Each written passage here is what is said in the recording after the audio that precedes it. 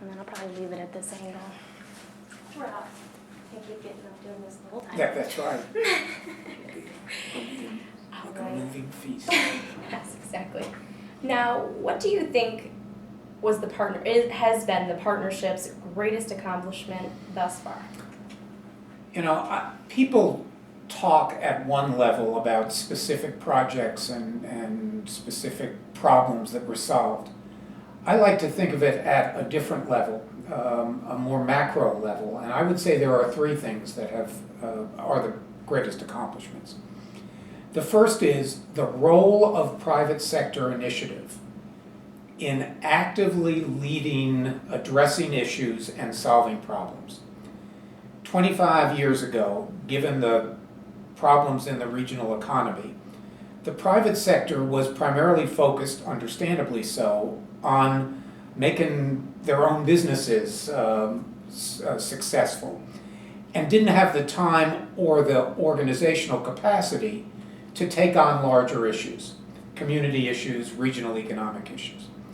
That left the direction of those to elected officials, who often had different agendas than job creation and private sector investment generation, and thus the strengthening of the economy. In 2013, there isn't a regional issue or regional problem that doesn't include the role of the business community, the private sector generally, being asked to or automatically engaged in being directly involved in trying to improve or fix it. I think that's a sea change from where we were 20 or 25 years ago. And I think that was the role that the business leaders in the late 80s asked me to play on their behalf, and I think that's been done. The second is an extension of the first. And that is because elected officials were often leading problem solving or issue tackling in the late 80s, they had a different definition of what economic development was. And at that point, much of what they were trying to achieve was to grow government jobs and to grow jobs that government paid for, the outcome of which was often very expensive government for which the businesses and citizens of New York State generally and Buffalo Niagara in particular had to pay for in higher taxes. The highest combined state and local tax rates in the country were right where we're sitting. What we changed is a common definition of economic development, which is the expansion and retention of private sector jobs and the stimulation of private sector investment in order to make current jobs more competitive and their operations more effective and efficient. That is the platform of virtually every elected official today, and is a direct result of the advocacy that this organization and our volunteers have taken. Third is a sense of place. I think today, as appropriate, more and more people believe Buffalo Niagara to be a binational community and a binational economy, and recognize that things that happen on the other side of the Niagara River are as important to us as what happens on this side of the river, and that it's made this community stronger culturally. I think it's made it more cosmopolitan, and it's made its future more competitive than it would have been otherwise. Those are the three major accomplishments. And with that being said, how do you feel the economic development is going in Buffalo right now? You know, there are two types of answers to that. The first is there is a greater confidence and optimism about the condition of our region and about its future opportunities than I've experienced in the 25 years that I've been here. And quite often, perception leads to reality. The reality part of it is, because of things that were started 20 or 25 years ago, and because the business culture of this community was cautious, no boom, no bust, that in 2013, our actual regional economic condition is probably as strong as virtually any area in the country. That's in part, to be candid, because not many areas are all that strong post 2007-8 recession, but also because we have changed to a great degree for the better. And do you see that continuing into the future? Yeah, I think the only thing that gets in the way is ourselves. I go back to our binational location, the fact that we have access to low-cost green energy in the form of hydropower, that we have access to abundant, sufficient water, our general location in between markets. Our attributes are super strong. If we can address certain state issues with regard to taxes and regulations, I think they could be even stronger. And now, kind of along the same lines, because we are talking about the state, and you've recently been a little critical of the governor. I mean, why is that, considering some people may seem that a lot of his accomplishments are positive, while others might not? I mean, why is that? Yeah, one modification to what you said is we're not critical of the governor. We're critical of the governor and the legislature, the combination of the two, with regard to the state budget that has just been passed. Over the last 2 years, significantly as a result of the leadership of Governor Cuomo, but also because 2 years ago we helped get elected an upstate sensitive majority in the state Senate. The combination of the two created budgets and policies and programs that were far more conducive to business growth, and especially business growth in upstate New York, than had been the case in the past. And they deserve credit for walking the talk. That was their platform, and that's what they did. I think a combination of things, the loss of that upstate sensitive majority in the state Senate, and a governor who has, as his term goes on, additional constituencies with which to deal. I think they lost their business economics focus, and on balance created a budget that would be more of a hindrance to continued business growth than it is an incentive for business growth, including business growth in some of the very specific targets that the governor has identified in his own priorities and in his support for the Buffalo Billion here in our metropolitan area. Do you think there are specific projects that are in Buffalo that are kind of being dinged by that? Well, I think it's a category of business growth and of business, I guess, that is one example. A particularly important employer in our region and in all of upstate is manufacturing, and especially advanced manufacturing.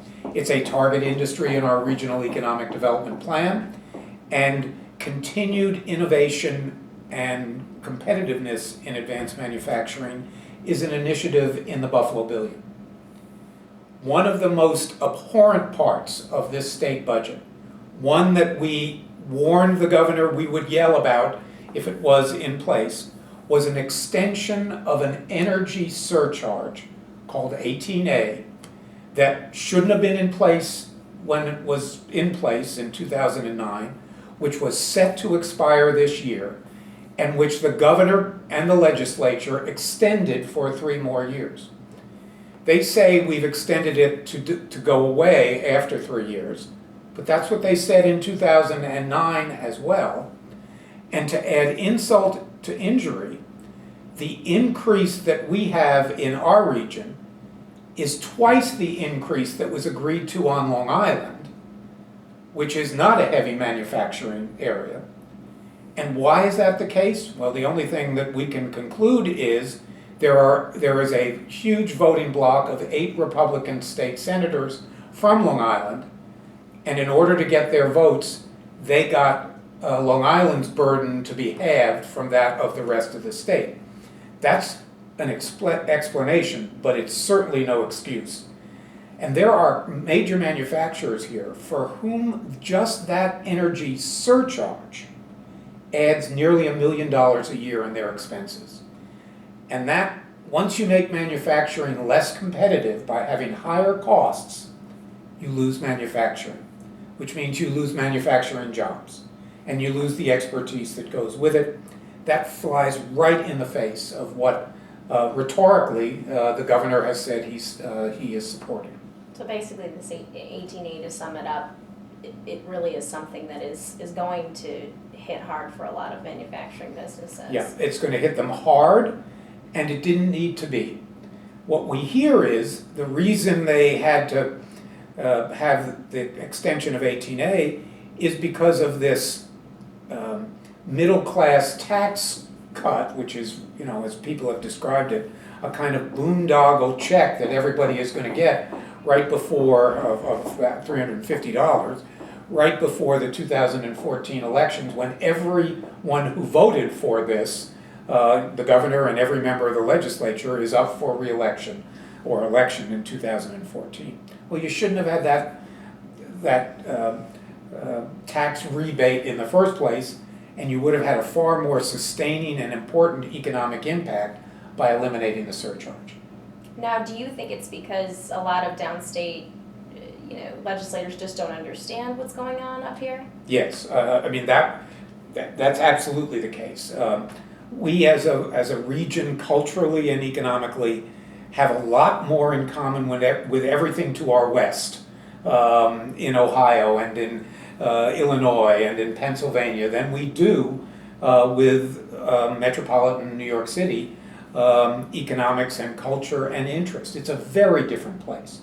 That's why that upstate sensitive Senate majority that we lost in the last election was such an important thing. Yeah. To sort of switch gears, you mentioned in a recent interview with the Buffalo News that you wished you'd paid a bit more attention to marketing and what the partnership does. Could you sort of expand on that? Yeah. In part, they were pushing me to say what didn't go well in the 20 years or so, and I think that just didn't go as well as it should have. I don't want to suggest a fundamental flaw, although it's probably not as good as it should have been. And it is that this is a changing world of communications. You all are, part of that, a major part of that changing world. And so how you communicate what you do and how you define success in what you do, which was always difficult because you're really not talking about a widget, you're talking about an objective and an accomplishment, sometimes often a prevention of something bad, which is difficult to put a box around. But all of that's changed, how to best do that. And I don't think we've spent enough time until very recently figuring out how that change affects how we communicate. And if we had done that earlier, and maybe nobody was doing it earlier because the change was so fast moving, if we had done that earlier, it might have helped us in some of our efforts to bring about change, to get specific projects done, to help individual initiatives. Although I think we've done pretty well in the absence of that. But on an ongoing basis, getting a broad base of support to get things done, just as was put together, of which we were part for UB 2020, for example, requires a kind of marketing, and I hope we're going to pay sufficient attention to it going forward. Mm-hmm. So do you think that would mean I wouldn't want to say not embracing the new technology, because it seems like you guys have, but kind of being ahead of the 8 ball and really... Yeah, and I mean, because everybody's embracing it, right? Yes. And so that means instead of, what's the phrase, noise in the system, how we can rise above what everybody else is doing and saying in a way that gets attention, not by everybody, but by the people who are our stakeholders, business owners and operators, the community and elected officials who are often stakeholders in issues with which we're dealing. That's not every John and Mary Q public. It's a subset, which makes it even more important you figure out what the specific channels are to do it, and do it in a way that gets people's attention, which I think is going to be the art going forward. Just really trying to keep up with the Joneses, Yep. really trying Yep. to understand that. Sure. Also, just to switch gears to this, looking over to the border into Ontario, we see strong growth there. Some commentators say that the immigration system in Canada is a significant reason for this. What's your opinion? Well, and this organization are huge advocates for the role of immigrants in our economy, probably at all levels, but certainly high-skilled immigrants. In the jargon, it's those who are eligible for H-1B visas in critical skills that we need. This country, I think, needs to recognize the importance of immigration and skilled immigrants altogether going forward, just as it's done for the last 200 or 300 years, because virtually everyone who is here today came across an ocean as part of an immigrant movement. I think the importance of that going forward is as important as it has been to this country since the country was founded in the 18th century. Now, recently, Howard Zemsky has said that what really holds Buffalo and the region back is a lack of entrepreneurship and a lack of venture capital. Do you agree with that? Hold it back, that might be a strong term. And there's a debate about which is the chicken and which is the egg there.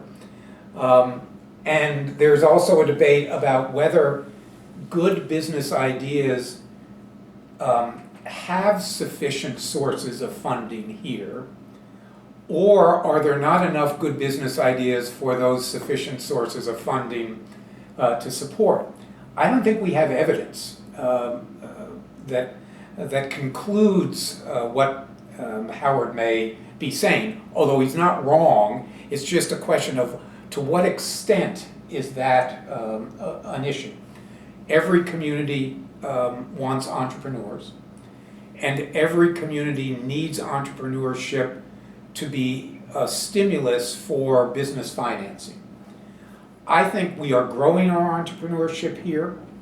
I think, again, some of New York State's taxes and regulatory climate issues are a limitation to that.